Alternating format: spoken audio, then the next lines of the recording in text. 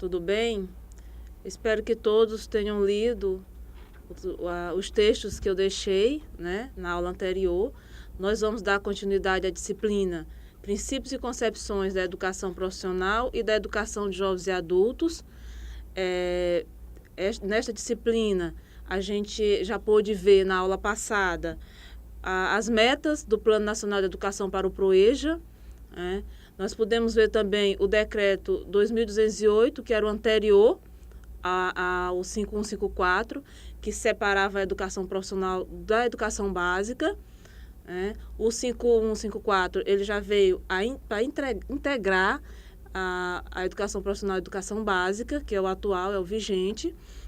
Nós também podemos ver o decreto 5.840, né, do PROEJA, que regulamenta o PROEJA a nível nacional, tanto municipal, estadual quanto federal, e as concepções e princípios do PROEJA, as concepções que estão postas no documento base da educação profissional, tanto nível fundamental quanto nível médio.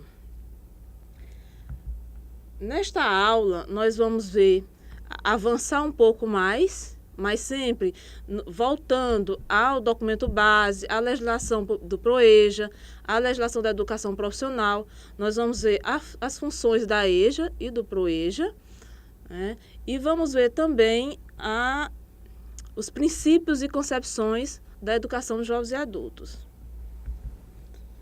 Funções da EJA, PROEJA, né, postas no parecer do Conselho Nacional de Educação número 11, de 2000, e na resolução número 1, também de 2000, assim como reforçadas no documento base do PROEJA.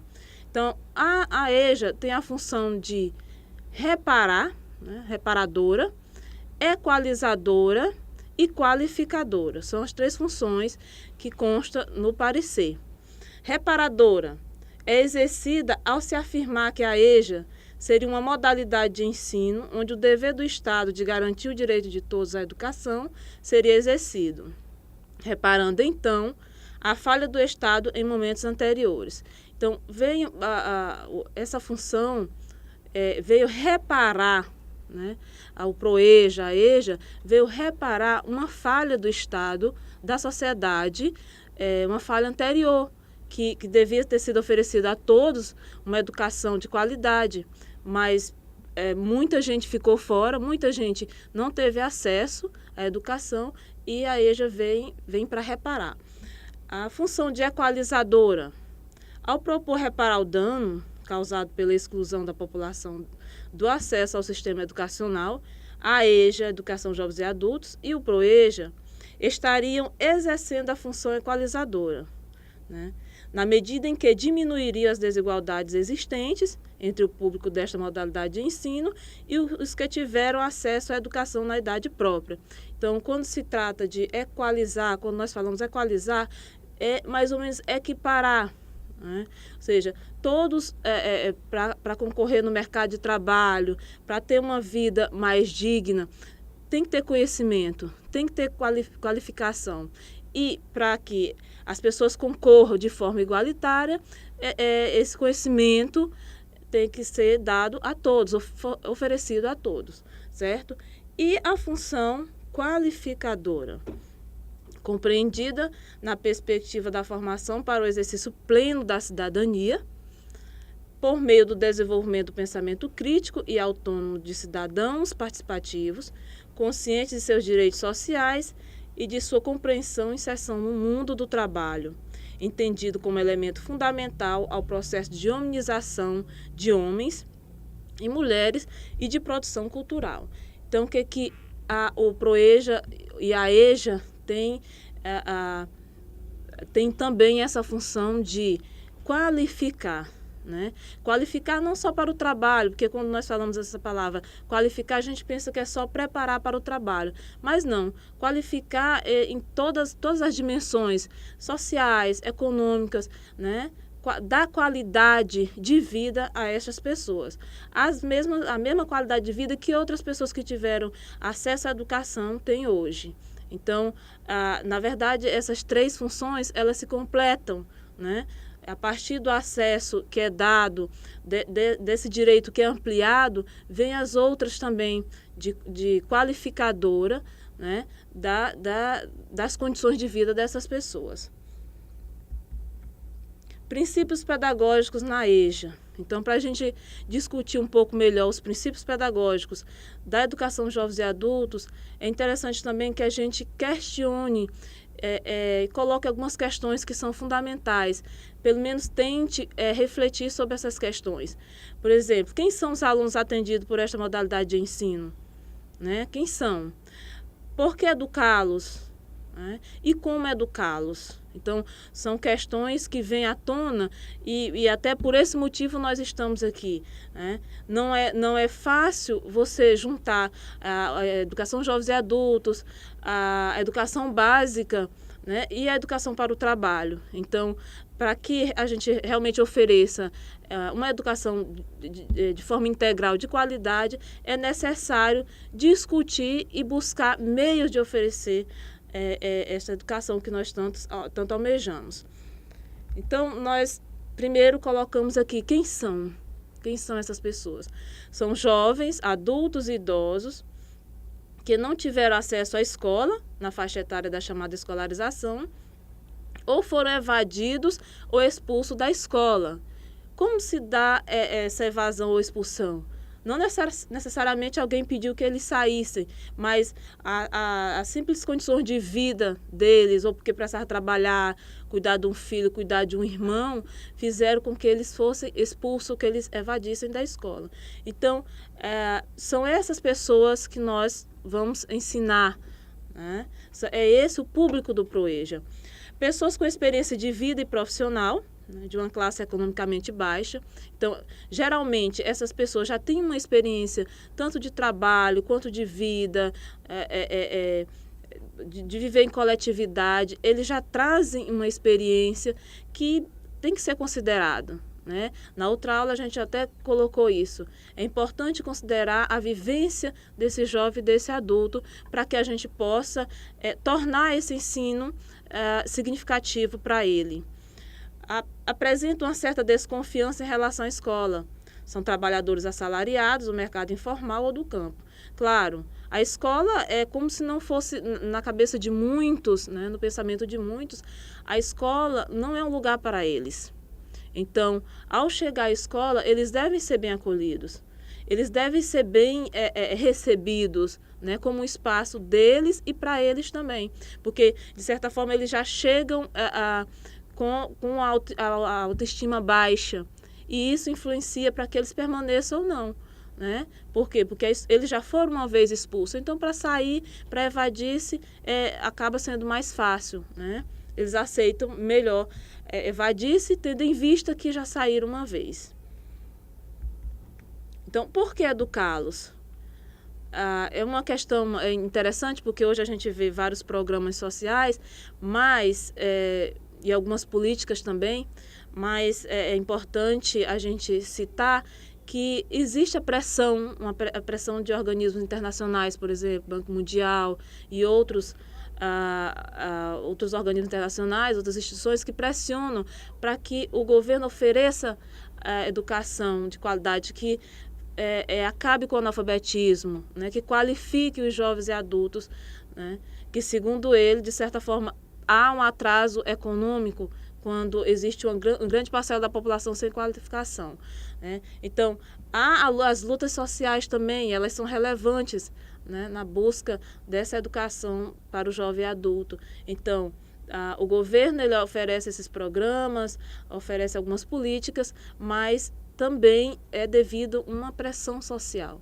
Né? Então, ao contrário do pensamento de que o adulto é considerado como pronto em seu desenvolvimento biopsicossocial, Freire nos diz que o homem é um ser de busca, né?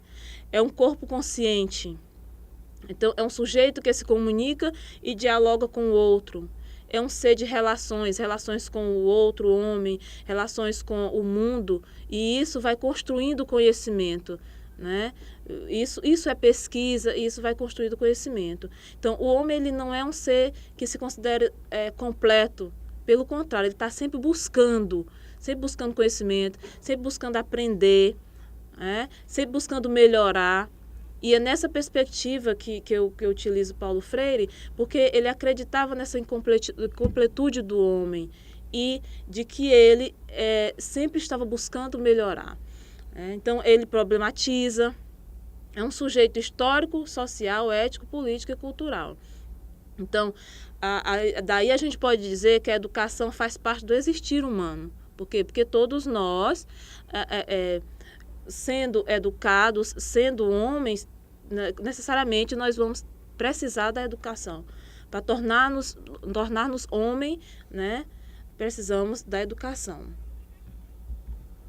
Como educá-los? É uma das questões mais difíceis de lidar, porque como educar esse jovem, esse adulto, já que ele é alguém que já evadiu, é alguém que já está no mercado de trabalho, é alguém que já tem uma vivência. Então, Paulo Freire coloca aqui, dialogar sobre o campo de atuação profissional, o mundo do trabalho e sobre a vida. Então, é importante estar sempre trazendo para a sala de aula o mundo do trabalho, o campo de trabalho desses profissionais, a vida desse profissional, o que é significativo para ele, né?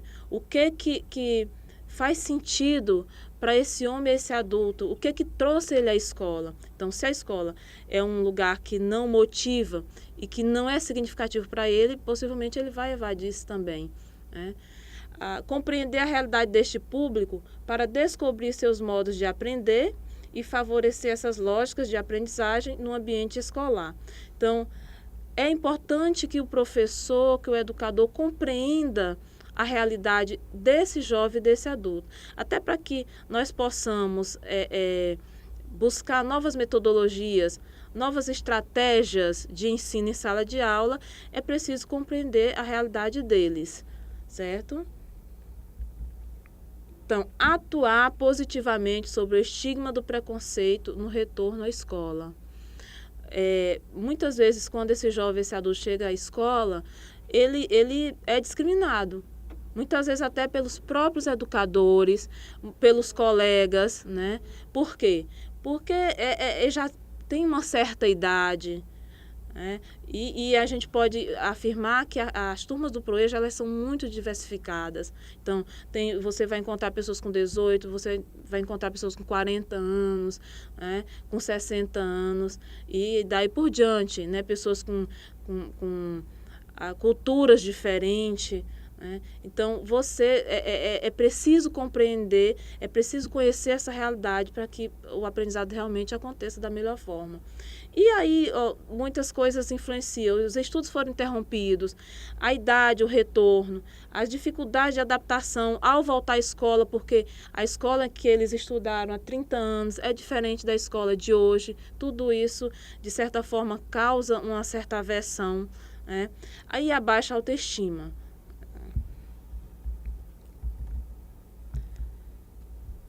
E daí, discutindo esses 3 tópicos, a gente pode chegar aos princípios na educação de jovens e adultos no Brasil, né, posta lá na resolução e no parecer de 2000, do ano de 2000, que coloca lá a educação como um direito público e subjetivo. Então, se você for olhar na Constituição, se você for olhar na LDB, está lá que a educação é um direito público, é um direito de todos e qualquer pessoa pode buscá-la, né, reivindicá-la, seja no poder público, seja no Ministério Público, né? Por quê? Porque todos nós, sendo jovem, adulto, criança, tem direito. Educação como direito de todos, através da universalização do ensino fundamental e do ensino médio. Então, por muito tempo, buscou-se uma alfabetização de adultos, porque muitos não sabiam ler nem escrever, né? E deixou de se preocupar com o ensino médio, né? Com a qualificação desses adultos, certo? Então, o que esse princípio deixa claro é que todos têm direito à educação em todos os níveis, em todas as modalidades, independente se é ensino fundamental, se é ensino médio, E é esse direito que nós buscamos, é esse direito que a sociedade, que esses grupos buscam sempre, né? E isso está posto na Constituição, está posto na LDB, basta que as pessoas conheçam para buscá-lo. Educação permanente, que considere as necessidades e incentive as potencialidades dos educandos.